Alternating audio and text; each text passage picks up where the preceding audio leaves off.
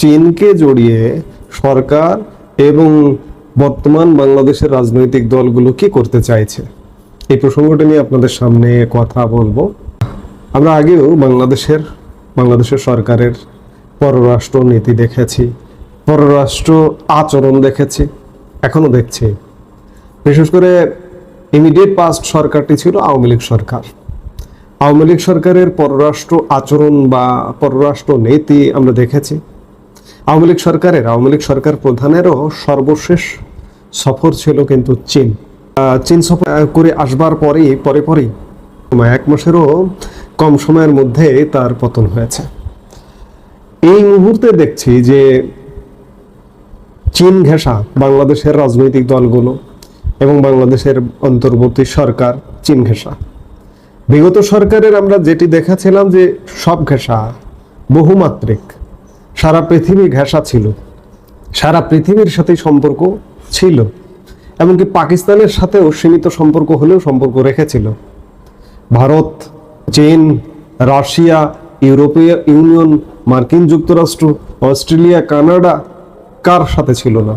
সবার সাথেই সম্পর্ক ছিল। কিন্তু বর্তমান বিদ্যমান ব্যবস্থায় যেটি দেখা যাচ্ছে, বর্তমান অন্তর্বর্তীকালীন সরকার, একদিকে এই সরকারটিকে বলা হয় যে মার্কিন যুক্তরাষ্ট্র সমর্থিত সরকার, যেমন আভ্যন্তরীণভাবে বলা হয় সেনা সমর্থিত সরকার, তেমনি মার্কিন যুক্তরাষ্ট্র সমর্থিত সরকার বলা হয়। আবার চীনের সাথে বেশ দহরম মহরম। ইতিমধ্যে অন্তর্বর্তীকালীন সরকার প্রধান উপদেষ্টা ডক্টর মোহাম্মদ ইউনূস চীন সফর করেছেন। মার্কিন যুক্তরাষ্ট্র স্বাভাবিকভাবে চীনের সাথে যদি খুব তীব্র সম্পর্ক জড়িয়ে যায়, এটিকে খুব ভালোভাবে নেবে না।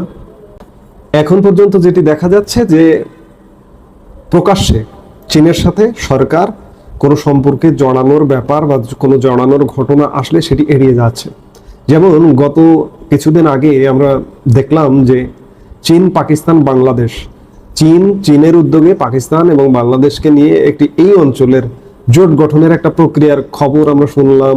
কিন্তু বাংলাদেশের পররাষ্ট্র মন্ত্রণালয়ের উপদেষ্টা সেটি অস্বীকার করেছে যে না, চীনের সাথে এমন কোনো জোট বাংলাদেশের হচ্ছে না, চীন, পাকিস্তান, বাংলাদেশ মিলিয়ে।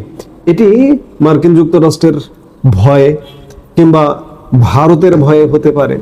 অন্যদিকে রাজনৈতিক দলগুলো বেশ খানিকটা চীন ঘেঁষা হয়ে গেছে।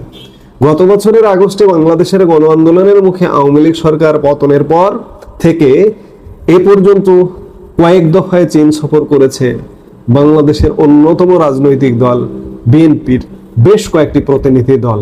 সর্বশেষ গত 22 থেকে 27 জুন বিএনপি মহাসচিব মির্জা ফখরুল ইসলাম আলমগীর এর নেতৃত্বে 10 সদস্যের একটি দল চীন সফর করে এসছে। এছাড়া এর মধ্যে এই গত 10-11 মাসে জামাত চীন সফর করেছে, এনসিপি চীন সফর করেছে, আর বিএনপি তো এ যাবৎ বেশ কয়েকটা প্রতিনিধি দল সফর করলো চীন। সরকারের বলুন কিংবা রাজনৈতিক দল বলুন, একটি দেশের সম্পর্ক থাকতে হয় সবার সাথে। আমরা বিগত সময়ে যেটি দেখেছি যে সবার সাথে সম্পর্ক, চীনের সাথে অতি সম্পর্ক, সরকারের ভেতরে সম্পর্ক আছে। আর চীনের সাথে আমাদের সম্পর্ক আগে থেকে অনেক বড় ধরনের সম্পর্ক। আওয়ামী লীগ সরকারের সময়ও হাইলাইট করে দেখানো হতো যে ভারতের সাথে সবচেয়ে বড় সম্পর্ক, কিন্তু চীনের সাথে আমাদের বাণিজ্যিক সম্পর্ক সবচেয়ে বেশি। ব্যবসা বাণিজ্য, বিশেষ করে আমরা চীন থেকে সবচেয়ে বেশি আমদানি করি। শুধু তাই নয়, চীনের বিনিয়োগ বাংলাদেশে সবচেয়ে বেশি, ভারতের থেকেও বেশি। কিন্তু প্রোপাগান্ডিস্টরা, গুজবকারীরা বেশি করে হাইলাইট করে দেখাতো যে ভারতের সাথে বাংলাদেশের আওয়ামী লীগ সরকারের সম্পর্ক বেশি। ভারতের সাথে সম্পর্ক চীনের থেকে কম রেখেও ভারত কিন্তু তখন রাগ করতো না, রাগ হবার কোনো কারণ ছিল না, কারণ বাস্তবতার নিরিখে যতটুকু সম্পর্ক হওয়ার ততটুকুই সম্পর্ক ছিল। আজকে ভারতের সাথে এক প্রকার সম্পর্ক বন্ধের মতো অবস্থা। এই যে দেখুন, আমরা ভারত থেকে এত সুযোগ সুবিধা পেতাম, আমাদের প্রোপাগান্ডিস্টরা, গুজবকারীরা বলে বেড়ায় যে ভারত আমাদের এখানে অগ্রাসন চালায়, কিন্তু ভারত থেকে আমরা যে কত রকমের ফ্যাসিলিটিস পেতাম বিগত 10-11 মাসে, সেটি একটি একটি করে বেরিয়ে আসছে।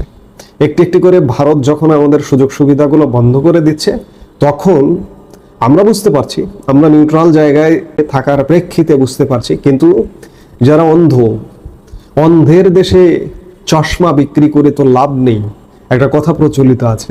আমি অন্ধের দেশে, এই যে আমি হাজার কথা বলি যে ভারতের সাথে আমার যৌক্তিক সম্পর্ক থাকতে হবে, আমি শুধু ভারত না, আমি সারা পৃথিবীর সাথে যৌক্তিক সম্পর্ক রাখবার পক্ষে।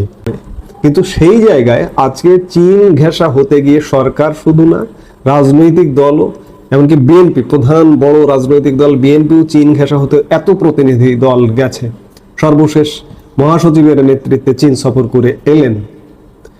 চীনকে বিএনপিকে ক্ষমতায় বসিয়ে দেবে এমনটা হতে পারে? আগে যেমন বহুল প্রচলিত কথা ছিল যে আওয়ামী লীগকে বারবার ভারত ক্ষমতায় বসিয়ে দেয়, কিংবা আওয়ামী লীগকে আবারও ভারত ক্ষমতায় বসিয়ে দেবে। আসলে বাস্তবতা হলো কেউ কাউকে ক্ষমতায় বসিয়ে দেয় না, নিজেদের মেকানিজমের মাধ্যমে। সেটি ষড়যন্ত্রও হতে পারে। এই যে মার্কিন ষড়যন্ত্রের প্রেক্ষিতে যে আওয়ামী লীগের পতন, এই ষড়যন্ত্রটাও করতে হয় নিজেদের মেকানিজমের মাধ্যমে, অন্য কেউ করে দেয় না। আজকে বিএনপি, আমি বিএনপির কথা স্পেশালি বলবো, কারণ বিএনপি স্বপ্ন দেখে আগামীতে বাংলাদেশের, এই যে ইমিডিয়েট আগামীতে বাংলাদেশের ক্ষমতায় আসবে। সেই জায়গায় ভারতকে বাদ দিয়ে চীনকে নিয়ে বিএনপি কতটা সুবিধা করবে বা বাংলাদেশ কতটা সুবিধাজনক জায়গায় যাবে? দেখুন, সরকারের সাথে ভারতের টানে পড়েন। একই সাথে বিএনপির সুযোগ ছিল ভারতের সাথে একটা সম্পর্ক উন্নয়নের, কিন্তু সেই লেসকাটাদের দলে যোগ দিয়েছে বিএনপি। লেসকাটাদের দলে এই জন্য যে জামাতকে অন্ততপক্ষে ভারত কখনোই কোনোভাবেই আস্থায় নেবে না, এবং ইউনূস সরকারেরও সুযোগ ছিল শুরু থেকেই ভারতের সাথে একটা সম্পর্ক উন্নয়ন করে চলার, কিন্তু ইউনূস সরকারও শুরু থেকেই ভারত বিদ্বেষী অ্যাটিটিউড, এমনকি ডক্টর ইউনূস ক্ষমতা নেবার আগেই ভারত বিদ্বেষী বক্তব্য দিয়ে ক্ষমতায় এসছেন। সেই জায়গায় ইউনূসের সুযোগ নেই। আবার বিএনপি সরকার এবং জামাতের লেস কাটা ভাগে পা দিচ্ছে, দিয়ে ভারত বিদ্বেষী অ্যাটিটিউড গত 10-11 মাসে করেছে, যার দরুন বিএনপির সাথে আসলে ভারতের সম্পর্ক বা বিএনপিকে ভারত আস্থায় নেবার ঘটনা এখন পর্যন্ত ঘটেনি। আওয়ামী লীগ সরকার পতনের পর সম্ভবত গত সেপ্টেম্বর, 22শে সেপ্টেম্বর যদি ভুল না করে থাকি ডেটটা, বিএনপি মহাসচিব মির্জা ফখরুল ইসলাম আলমগীরের সাথে একটি মাত্র বৈঠক করেছিলেন ভারতের হাই কমিশনার প্রণয় ভর্মা। এর আগে পরে আর কোনো বৈঠকের খবর পাওয়া যায় না। এটি বিএনপির আচরণের কারণে। বিএনপির আচরণটা যদি ইতিবাচক হতো, নিশ্চয়ই বিএনপির উপরে ভারত আস্থা রাখতে চাইতো, ভরসা রাখতে চাইতো, কারণ নিশ্চয়ই একটি দলের উপরে, শুধুমাত্র আওয়ামী লীগের উপরে যদি ভরসা রাখে ভারত বা ভরসা রেখে চলতে চায়, সেটি হবে না। সেটা কারণ আওয়ামী লীগ সহসা ফিরবে কিনা, ক্ষমতার কেন্দ্রে আসবে কিনা, এর মধ্যে যথেষ্ট সন্দেহ আছে। আওয়ামী লীগের গ্রহণযোগ্যতা আছে দেশে, জনপ্রিয়তা আছে, আওয়ামী লীগের একটা বিশাল ভোট আছে, কিন্তু জনপ্রিয়তা, গ্রহণযোগ্যতা, ভোট এগুলোকে কাজে লাগাবে কিভাবে আওয়ামী লীগ সাংগঠনিকভাবে? এই জায়গাটায় যথেষ্ট দুর্বলতা আছে, সাংগঠনিক সীমাহীন দুর্বলতা আছে। এটি বলার অপেক্ষা রাখে না, সেটি কেন্দ্র থেকে তৃণমূল পর্যায় পর্যন্ত সাংগঠনিক দুর্বলতা আছে। সেখানে আওয়ামী লীগ খুব সহসা ফিরবে, বিশেষ করে এই যে ইমিডিয়েট যে আসছে নির্বাচনটি, সেই নির্বাচনে তো আওয়ামী লীগের অংশগ্রহণ এক প্রকার অনিশ্চয়তার দোলাচলে দুলছে। অংশগ্রহণ যদি করতে নাই পারে, তাহলে নিশ্চয়ই 6 মাসের জন্য হোক আর 1 বছরের জন্য হলেও একটি নির্বাচিত সরকার দেশ পাবে। তারপরে হয়তো একটি ব্যাপক গণ আন্দোলন, বিক্ষোভ হয়ে সেই সরকারটির পতন ঘটবে, তারপরে হয়তো আওয়ামী লীগ ক্ষমতায় আসতে পারে। কিন্তু সেই পর্যন্ত অন্ততপক্ষে সবচেয়ে নিকট প্রতিবেশী দেশ ভারতেরও বাংলাদেশের ভরসা করবার একটা জায়গা আছে। কিন্তু ভারত সত্যিকার অর্থে আজ পর্যন্ত বর্তমান বিএনপি কিংবা অন্য রাজনৈতিক দলকে ভরসা করবার জায়গা পাচ্ছে না বা পায়নি।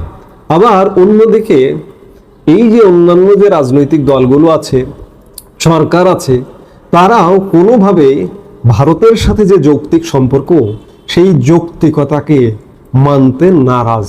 তো আমি একটা সরকার আসার কথা বললাম না, 6 মাস বা 1 বছরের জন্য, সেটি যদি আসেও, সেটি এই যে সবচেয়ে নিকট প্রতিবেশী দেশ, সবচেয়ে প্রভাবশালী দেশ, আমার চারপাশ থেকে ঘিরে থাকা দেশটির সাথে অসহিষ্ণু সম্পর্কের কারণেই সেই সরকারটি লং লাস্টিং করতে পারবে না।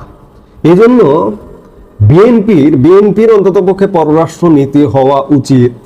বিএনপি যেহেতু আওয়ামী লীগের মতোই একটি মধ্যপন্থার দল, মৌলবাদী সাম্প্রদায়িক গোষ্ঠীর দল নয়, এটি হিসেবেই পরিচিত বিএনপি। সেই জায়গা থেকে বিএনপির এই সুযোগটা কাজে লাগানো উচিত যে ভারতের সাথে লং লাস্টিং করতে হলে শুধু চীনের সাথে দহরম মহরম করে লাভ হবে না। বিএনপি কূটনৈতিকভাবে পৃথিবীর কারো সাথেই সুবিধাজনক অবস্থায় এখন পর্যন্ত গত 1 বছরেও আসতে পারেনি। ইউরোপীয় ইউনিয়ন বলুন, রাশিয়া বলুন, কারো সাথে সুবিধাজনক জায়গায় আসতে পারেনি।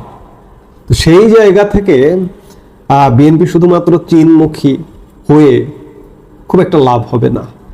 এই জন্য বিএনপির উচিত অন্ততপক্ষে আগামীর বাংলাদেশে যদি দেশ শাসন করতে আসেন বিএনপি, তাহলে ভারতের সাথে যে কোনো মূল্যে, এই যে ভারত বিদ্বেষ, ভারত বিরোধিতা, ভারত বিরোধী সেন্টিমেন্ট, বিএনপি হয়তো চাইছে যে ভারত বিরোধী সেন্টিমেন্টের ভোটটাকে আয়ত্তে আনা, এই জন্য তারাও ভারত বিরোধিতা করে। বিএনপির সিনিয়র যুগ্ম মহাসচিব রুহুল কবির রিজভী এর মধ্যে কম নাটক করেননি, অনেকগুলো নাটক করেছেন। নিজের ওয়াইফের শাড়ি পরিয়েছেন, বিছানার চাদর পরিয়েছেন ভারতীয়। এইসব নাটক করে বিএনপি ভারতের কাছ থেকে আসলে বিলা হয়ে গেছে, যার দরুন বিএনপির জন্য খুব একটা সুবিধাজনক হবে না। এখনো সময় আছে, বিএনপির উচিত ভারতের সাথে, সবার সাথে, চীনের সাথে আপনি সম্পর্ক রাখুন। চীন তো আমাদের সবচেয়ে বড় বাণিজ্য অংশীদার, সেটি আওয়ামী লীগের জন্য হোক, বিএনপির জন্য হোক, জামাতের জন্য হোক, যার জন্যই হোক না কেন, তাকে আমার আস্থায় রাখতেই হবে। আর সাথে ভারতের সাথে আস্থায় রাখতেই হবে, কারণ ভারতের সাথে আমি আকাশ, বাতাস, জল, মাটি সবকিছু ভাগ করে আমরা ব্যবহার করি। সেই জায়গায় ভারতের সাথে আপনি সম্পর্ক রাখবেন না, রেখে আপনি খুব সুবিধাজনক অবস্থায় দেশ শাসন করবেন। আগামীর দেশ শাসনে আপনি যদি আসেনও, এটি যদি ভাবেন, এটি ভুল করবেন। বারবার চীন যাচ্ছেন, ভালো কথা, ভারতেও যাবার বন্দোবস্ত করুন, ভারতের সাথেও কূটনৈতিক সম্পর্ক বাড়ান, তাহলেই আগামীতে অন্ততপক্ষে একটু স্বস্তির সাথে দেশ শাসন করবেন। জানি না ভারত আপনাদেরকে স্পেস দেবে কিনা, কারণ অতীতে ভারতের অনেক তিক্ততা আছে এবং গত 10 মাসে বিএনপি ভারতের তিক্ততার অনেকগুলো কারণ ঘটিয়েছে, আমি বললাম। সেই জায়গা থেকে ভারত হয়তো স্পেস নাও দিতে পারে, ভারত হয়তো অপেক্ষা করতে পারে, এরকম 1-2 বছরে এরকম ঝুলন্ত সরকার দেখতে পারে ভারত। সেই জায়গা থেকে সম্পর্ক, ভারত বাংলাদেশ সম্পর্ক আগামী আরো কতদিন যে এভাবে চলবে এটি বলা কঠিন। আমাদের ভারত বাংলাদেশ সম্পর্কটা এই মুহূর্তে কেমন আমরা তো জানি, দুদেশের জনগণের যাতায়াত বন্ধ, এর চেয়ে খারাপ সম্পর্ক আর হতে পারে? পৃথিবীর কোনো দেশের সাথে জনগণের যাতায়াত বন্ধ, স্বাভাবিক যাতায়াত, রোগী যাতায়াত করতে পারবে, শিক্ষার্থী যাতায়াত করতে পারবে, এর বাইরে আপনি যাতায়াত করতে পারবেন না। এই জায়গাতেই বুঝতে হয় যে সম্পর্কটা কত নিচে। এইভাবে খুব বেশি আমি পেটের মধ্যে, আমি বারবার বলি যে ভারতের পেটের মধ্যে বাংলাদেশের অবস্থান। পেটের মধ্যে বসেও মানুষ বলে যে ভারত বিরোধিতা করো, ভারত বয়কট করো। যারা বলে অবাস্তব,